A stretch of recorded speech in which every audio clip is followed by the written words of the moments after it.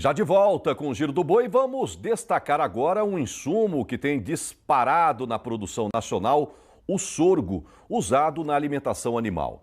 Somente na safra passada, 21-22, o crescimento foi superior a 30% no país, com destaque para o estado de Goiás, responsável por 44% da produção brasileira. Em Mato Grosso, além de ser uma ótima opção na suplementação do gado, o sorgo do estado, segundo a Conab, apresentou um incremento expressivo de área e uma boa produtividade por hectare. Ainda segundo a Conab, o uso mais crescente do sorgo é na substituição de um outro cereal, o milho, que tem um custo mais alto de produção e tem sido bastante demandado por outros segmentos alimentícios. Uma outra vantagem do sorgo é que ele é mais tolerante à escassez hídrica. E outro estado que também tem despontado, pessoal, na produção deste cereal é o Mato Grosso do Sul, inclusive em sistemas integrados. E para trazer um panorama do mercado de sorgo no Brasil, eu viajo agora até a minha querida Foz do Iguaçu, no Paraná, para conversar com um grande entusiasta do sorgo brasileiro, William Sawa, pós-graduado em nutrição vegetal e diretor executivo da empresa Latina Seeds. William, muito bom dia, seja bem-vindo ao Giro do Boi, amigo. Bom dia, Mauro. Satisfação é minha estar aqui. Bom dia a toda essa grande audiência aí do Giro do Boi. Maravilha. E essa é a enquete do dia, tá bom, pessoal? Coloca aí, eu quero saber a opinião da fazendeirada brasileira. Você já usou algum dia o sorgo da alimentação do seu gado? É mais por curiosidade. No final da entrevista do William Sawa, a gente vai dar o resultado aqui dos milhões de telespectadores que acompanham o Giro do Boi todos os dias. William, vamos lá. O último balanço da Conab aponta que a produção de sorgo na safra 21-22 foi de 35% em relação ao anterior. Que crescimento! Em poucas culturas, poucas atividades cresceram tanto assim como o sorgo brasileiro, William. Isso mesmo, é uma tendência que ainda continua muito forte, né, do crescimento do plantio do sorgo grão. Esses dados são somente do sorgo granífero.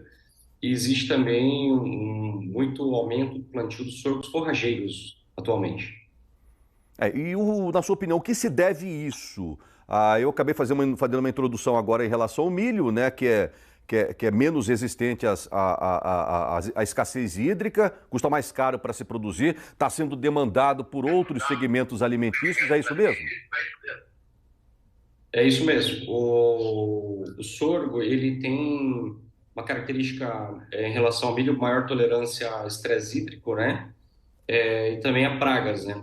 Esse grande crescimento aí do sorgo, da cultura do sorgo, ele se deve especialmente a isso, ao aumento de tolerância a estresse em relação ao milho, atrasos no plantio de soja, né, que acaba empurrando o milho para outra janela, para a safrinha.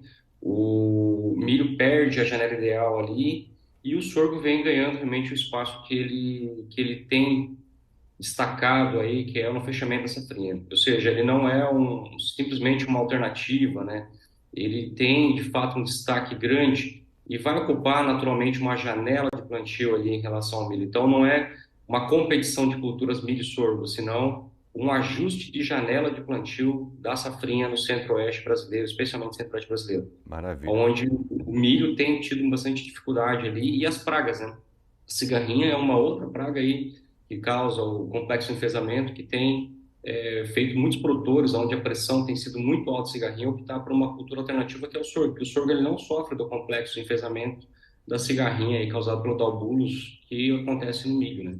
Uma coisa compensa a outra, né? Ele é um pouquinho menos nutritivo que o milho, porém, ele é muito mais barato para se produzir e o mercado está em franco crescimento, né? Isso, o pessoal tem optado muito pelo sorgo, seja grão, seja forragem, pela segurança, né?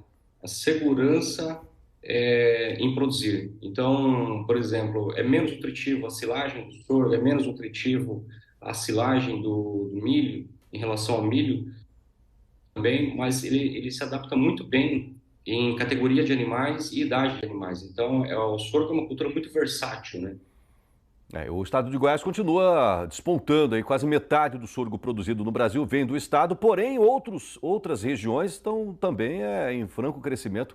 É o caso do MT, é o caso do MS, né, William? Sim, Mato Grosso, junto com Minas Gerais e Goiás, detém a grande maioria da produção de sorgo granífero e forrageiro do mercado brasileiro aqui. Mas tem muitos estados, como Mato Grosso do Sul, está ampliando muito a área cultivada nesse momento aí no Centro-Oeste. E você fala, inclusive, em sistemas integrados. De que forma que o sorgo entra? O sorgo entra em sistemas integrados em várias fases. O sorgo granífero ele tem uma maior facilidade de operação em relação ao milho aí para as fazendas, né? Uhum. Ele tem uma melhor tolerância aí a estresse, a pragas, então ele é um grão de maior facilidade para produzir, de menor risco, então ele traz mais segurança inclusive por causa do clima, então você faz uma reserva de grão com menor custo. E na forragem também, hoje nós temos a opção de sorgos forrageiros, que a tonelada de massa verde produzida está entre 8 e 14 centavos o quilo de massa verde, então é muito barato, é uma forragem muito barata para você guardar e reservar. E ele tem essa aptidão aí para os sistemas, né? Porque ele passa a ser, então, uma segurança para o produtor em relação a fazer reserva de grão ou forragem. A gente está falando muito do sorgo granífero, mas isso aí que está na tela foi inclusive enviado aí para um dos plantos, uma das áreas atendidas pela Latina Seeds, ao qual o William Sawa é diretor executivo. Olha só a quantidade de massa que para a produção de silagem que o sorgão proporciona, né? E está popularizando, né, esse tipo de cultura no Brasil. Afinal de contas, a gente não pode ficar à mercê do tempo, né? Inevitavelmente a seca vem todos os anos, né, William? E a gente não sabe se ela vem com mais cedo ou mais tarde, qual o tamanho da intensidade do tempo daquele veranico. E o que você tem que fazer é fazer garantir comida para o seu gado, para produzir carne e leite, né? E o sorgão é uma grande alternativa. O quê? Você tem já mais ou menos uma noção da quantidade plantada de sorgão no Brasil? Qual que é a produção de toneladas por hectare? Explica para a gente, por gentileza, William. A área cultivada de sorgão hoje no Brasil aí está girando em torno de 150 mil hectares aproximadamente aí, que termina destinado para fazer silagem para gado de leite e gado de corte, né? Aham. E está crescendo cada vez mais porque muitos produtores estão entendendo e estão vendo os custos, né? Porque um sorgão desse aí ele está produzindo no primeiro corte de 65 até 120 toneladas, depende Bom, do investimento, depende do solo. E ele tem um segundo corte, né? Ele dá dois cortes, o sorgão, por e ano. ele traz ali mais entre 35 e 50 toneladas no segundo corte. Então isso reduz muito o custo e traz muita segurança para o planejamento de forrageira da fazenda, sabe? Muita Uhum. segurança, então, para quem está produzindo aí, para não sofrer, porque todo ano, você falou, todo ano falta pasto e todo Pois é. ano o planejamento não é feito. Agora, por quê? Porque não era conhecido. Justamente nós estamos trazendo alternativa aí para a pecuária brasileira, né? Maravilha. Esse sorgão que você está falando é aquele tal do sorgo boliviano? Não, está perguntando aqui o William Garcia, lá de Minas. Sim, o sorgão ele foi desenvolvido e é produzida a semente na Bolívia. Ah, tá. A genética é tropical mundial, mas está sendo produzido na Bolívia. Então, por isso que é Entendi. chamado de sorgo boliviano, né? Mas é engraçado que o próprio William Garcia aqui de Minas está dizendo que ele tem feito silagem de sorgo granífero. E ele diz que está muito satisfeito com o resultado também. Ó, que bacana, hein?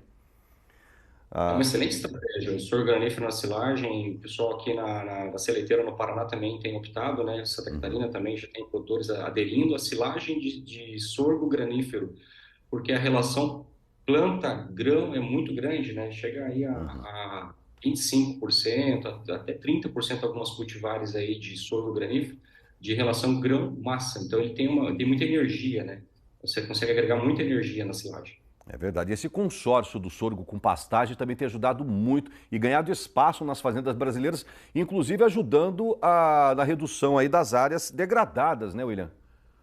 Sim, nós estamos trabalhando hoje no desenvolvimento de um sistema de produção justamente com foco em recuperação de pastagens degradadas ou em degradação, né? Através do uso do sorgo forrageiro com as braquiárias ou com pânicos, com o objetivo de apoiar nessa questão, porque o custo, né, pode ser pago, afinal, pela silagem, né, que você produz, né, nesse sistema integrado aí de forragens com sorgo forrageiro. para a recuperação de pastagem. Maravilha. E o William acabou de responder aqui a pergunta do Antônio Alves, de Presidente Prudente, se o sorgo dá 2 cortes por ano. Exatamente 2 cortes por ano, tá bom, Antônio, lá de Prudente? Perguntas rápidas e respostas ligeiras, por gentileza, William. O Vanderlei Silva, ali da região de Angatuba, aqui em São Paulo. Quantos quilos de semente de sorgo é recomendada para plantar por hectare? Forte abraço aí, Vanderlei. O sorgo, geralmente, pelo menos na nossa linha sorgão, nós usamos aí de 4 a 5 quilos de semente por hectare, o sorgo forrageiro. Sorgos graníferos, eles estão variando aí de 7 a 10 quilos de semente de sorgo por hectare. Para ter uma relação, o milho, em média, ele usa de 16 a 21 quilos de semente. Maravilha. Juan Silva, lá de Rio Branco, Acre, para regiões de clima quente e úmido, como é a minha aqui, ó. O sorgo vai bem, ele acompanha bem aí na suplementação com milho, capiaçu, enfim? Excelente pergunta, Juan. Forte abraço aí aos produtores do Acre. O estado tem crescendo muito aí na pecuária, especialmente com o uso de forragens e grãos, né? Sim, o sorgo aqui, ele entraria como no meio entre o milho e o capiaçu. Então, eles são de usos estratégicos. Ele agregaria mais uma opção de forragem ali em relação ao capiaçu e em relação ao milho. Ele vai muito bem se adaptar ali naquela região. Já temos áreas, inclusive, de plantio. Maravilha. No semiárido vai bem o granífero e o forrageiro? Certamente. Maravilha. Olha, pessoal, eu lembro que na semana que vem, dia 10 de fevereiro, acho que é na próxima sexta-feira, a Latina Seeds, juntamente com várias e várias empresas, inclusive apoiada aqui pelo Canal Rural, pelo Giro do Boi, eles vão se reunir lá na Fazenda Santa Laura, que está localizada ali na terra do bezerro de qualidade, Camapuã, em direção a Bandeirantes, no Mato Grosso do Sul. Eles vão realizar um dia de campo chamado BCA e LPI, Integração Lavoura e Pecuária Intensiva, e me parece que o sorgo vai ser um dos temas lá desse dia de campo, lá na Fazenda Santa Laura. É isso mesmo, né? E para encerrar, você fala um pouquinho do movimento Mais Sorgo, William. Sim, é isso mesmo. Estaremos lá no evento apresentando aí todo o potencial da nossa linha sorgão, que envolve sorgos forrageiros, envolve sorgos graníferos, consorciado com braquiária, tem milho também em consórcio. Vai ser um evento muito interessante. Já tem confirmado 750 produtores. Opa! Ainda diz que tem vaga, mas aí tem vagas. Escreve no WhatsApp lá do Guilherme. Fala o pessoal da Santa Laura engordar mais umas 2, 3 novilhas lá, que depois do Giro do Boi vai ultrapassar de 1.000 inscrições lá. Um abraço para todos os meus amigos, aquela região belíssima de São Gabriel do Oeste, Rio Verde, a Figueirão, Camapuã, Bandeirantes. Ei, terra boa! A Ribas do Rio Pardo, que é o segundo maior município com rebanho de corte do Brasil. Oi, terra, saudades daquela terra querida, William. Meu, deu vontade de ir para lá, semana que vem, fazer uma cobertura, uma reportagem lá. Mas, William, rapidamente aqui, coloquem o resultado da enquete aqui para a gente encerrar, pessoal. Vamos ver aqui qual que é a opinião do pecuarista brasileiro. Eu perguntei hoje se você algum dia já usou o sorgo na alimentação do seu rebanho. Olha aí, William, 66,7% dos telespectadores do Giro do Boi disseram que sim, já usaram sorgo na alimentação do gado. E com certeza demonstram satisfação. Mas 33,3% disseram que não, que ainda não tiveram o privilégio, a oportunidade de usar o sorgo na alimentação do gado. Fica aí as suas considerações finais e a mudança de mentalidade desses mais de 33% que ainda não tiveram esse privilégio de usar o sorgo para dar de comer o gado deles para produção de carne e de leite também, William. Justamente é por esse motivo que nós estamos lançando aí o movimento Mais Sorgo. É uma iniciativa pública-privada, a Latina Seeds aí com outras entidades, com a Embrapa. Uhum. Nosso objetivo principal é promover o plantio e o consumo da cultura do sorgo em toda a sua grande diversidade, né? Se nós pegarmos aí sorgos forrageiros, graníferos, biomassa, bioenergia, vassoura, então a cultura do sorgo é muito diversa, muito versátil e altamente adaptada ao cinturão tropical da América do Sul aqui, África em geral. Então, o movimento vem a fortalecer o uso e a cultura, ou seja, levar informação para trazer segurança no consumo da cultura do sorgo em todos os seus aspectos, né? Maravilha, então. Mais detalhes, né? Procure lá no Google, lá, pessoal da Latina Seeds lá. Vai levar mais detalhes para você sobre o crescimento lá e a importância do sorgo como alternativa excepcional para alimentação e produção de carne e de leite também. Eu conversei ao vivo com William Sawa, especialista pós-graduado sobre o assunto, né? E diretor executivo da empresa, da companhia. Eu agradeço esse bate-papo e as informações, William. Um grande abraço para você, amigão. Forte abraço a todos. Boa semana. Tchau, tchau.